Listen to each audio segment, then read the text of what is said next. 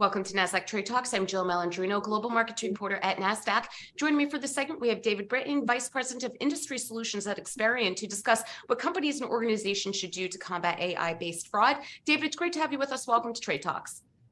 Thanks. It's a pleasure to be here. Thank you for having me. You got it. What are some of the dangers that generative AI presents for companies, especially when it comes to fraud? So one of the big things that fraudsters tend to do when they want to perpetrate fraud, particularly in digital channels, is they have to impersonate individuals, right? So in the past, they'd resort to stealing identity data. Well, when you steal identity data in the traditional world, you had to go find the data, build an identity, and then use those identities against the business. And with generative AI, now you have tools that can help to automate that, really drive that at scale. And so, for example, now you've got individuals that can create much more realistic identities based on aggregating data in a much more realistic fashion using generative AI tools. What other materials or assets can generative AI create to mislead fraud prevention technology?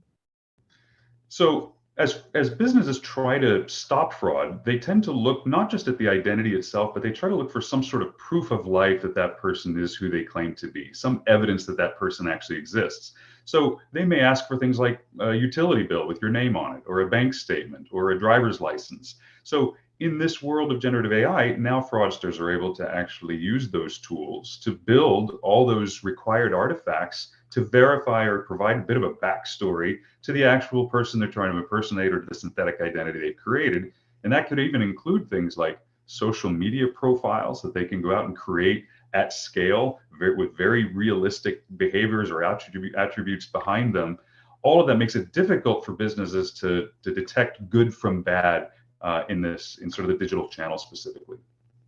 Does Experian have experience working with AI? We do. We've been using AI for quite a long time, actually.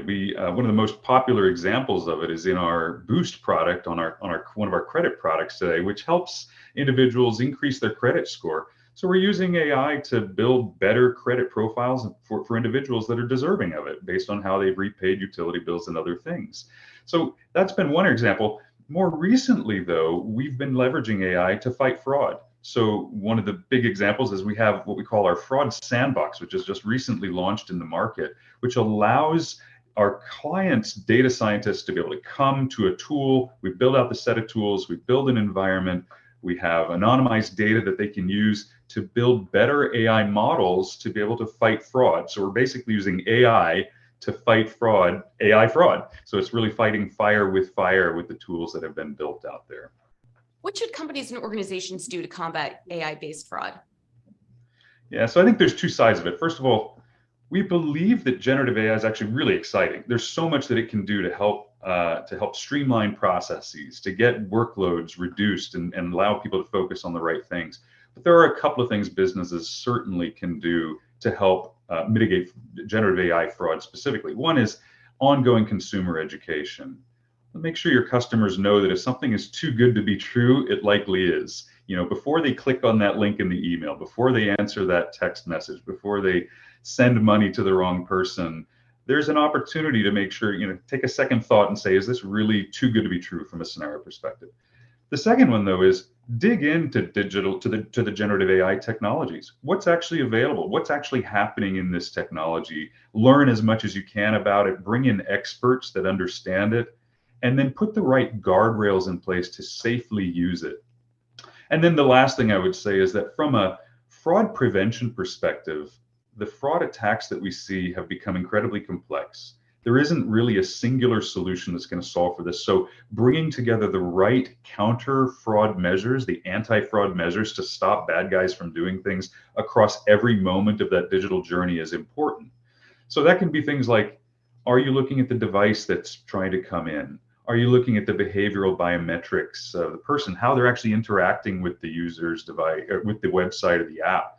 All of those are signals to say, is this a real person or not?